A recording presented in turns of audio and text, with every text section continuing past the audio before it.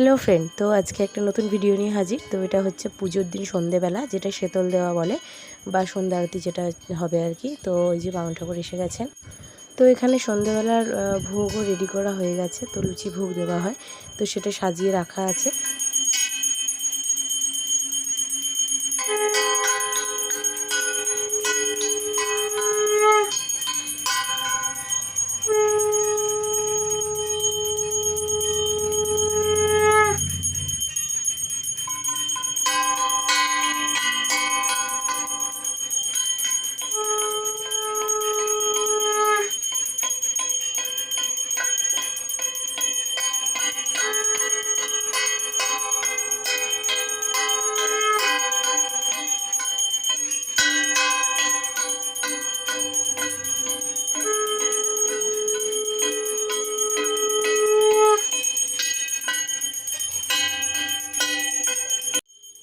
তো যারা আমার এই পুজোর ভিডিওগুলো পরপর দেখছেন, তারা নিশ্চয়ই এটা মনে করতে পারেন যে 3টে টাইমের পুজোর 3টে বামুন কেন।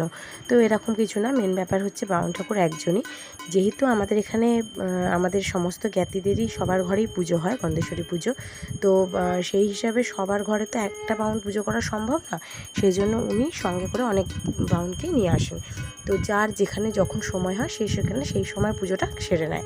তো যখন যার সময় হয়েছে সে তখন এসে এই পুজোগুলো করে দিয়ে গেছে। সেই জন্য এরকম 3টে টাইমের বামুন 3জন হয়েছেন। প্রতি বছরই এটাই হয় মেন ব্যাপার। তো এইভাবেই পুজোটা ভালোই কাটলো। তো চলো, আজকে ভিডিওটা এইটুকুই রাখলাম। টাটা।